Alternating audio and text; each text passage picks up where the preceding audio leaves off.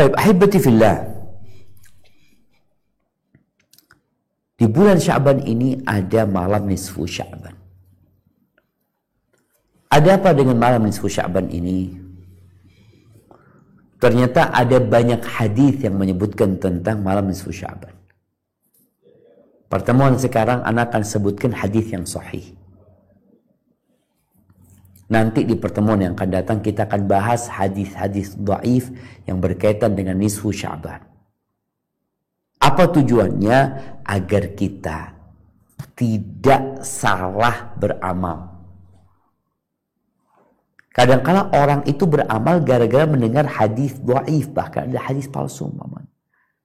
Adapun hadis yang sahih ada dua, walaupun hadis ini pun diperselisihkan oleh para ulama. Yang pertama hadis Abu Musa al-Ash'ari dari Rasulullah SAW. Beliau bersabda, Inna Allah la yattali'u fi laylatin nisfi min Sya'ban fayaghfir li jami'i khalqihi illa li musyrikin aw musyahid. Sesungguhnya Allah Azza wa Jal itu memandang pada malam nisfu Sya'ban kepada hamba-hambanya. Maka Allah mengampuni dosa semua hambanya kecuali dua manusia. Yang satu musyrik, orang musyrik. Orang melakukan kesyirikan tidak akan diampuni dosanya. Yang kedua musyahin. Musyahin ini yang orang bertikai, orang yang menyimpan dendam, orang yang berantem, yang nggak mau bertegur sapa. Dan kita lihat setan itu, dia berusaha bagaimana menyesatkan manusia agar manusia melakukan kesyirikan. Ya. Ketika dia nggak mampu membuat orang melakukan kesyirikan, apa kata Nabi SAW? Inna syaitana qad ayisa ayya'budahul musallun fi jaziratil Arab walakin fit tahrish bainahum. Sesungguhnya syaitan itu udah putus asa bisa disembah lagi di Jazirah Arab. Dia udah putus asa karena melihat orang berlomba-lomba beramal soleh, mereka belajar. Terus apa yang dilakukan syaitan? Maka syaitan berusaha untuk mengadu domba di antara mereka, agar mereka berantem, agar mereka bertengkar, agar mereka tidak bertegur sapa. Itu yang dilakukan syaitan. Karena buat syaitan, kalau orang itu melakukan perbuatan tadi, merusak hablum minan nas dengan keluarganya, maka dia nggak akan diampuni dosa-dosanya.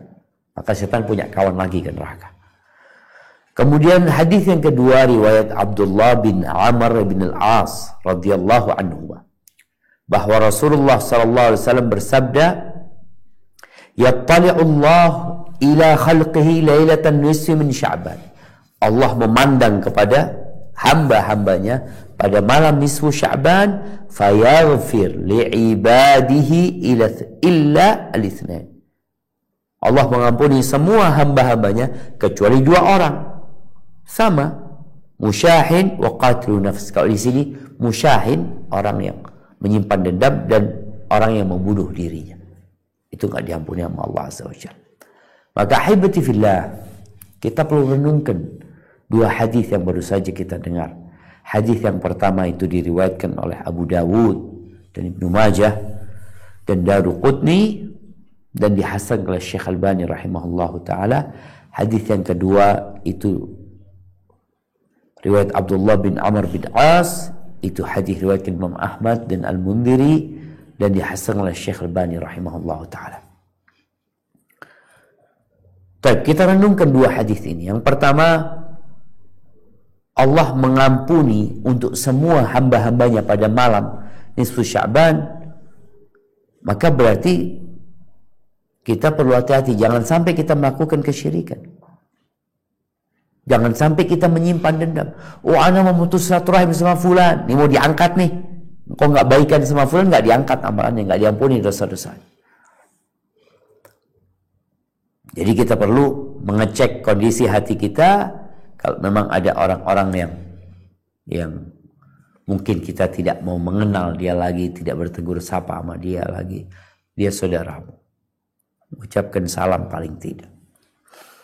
Tapi yang kedua, bahaya dari menyimpan dendam, permusuhan di antara manusia.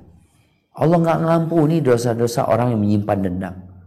Setiap hari Senin dan Kamis pun ketika diangkatnya amal sama kecuali buat orang yang menyimpan dendam dan orang yang bermusuhan sama saudaranya. Maka hendaklah kita berusaha untuk meninggalkan dua sebab yang kita nggak akan diampuni dosa-dosa kita sampai kita bertobat kepada Allah Azza wa Jalla.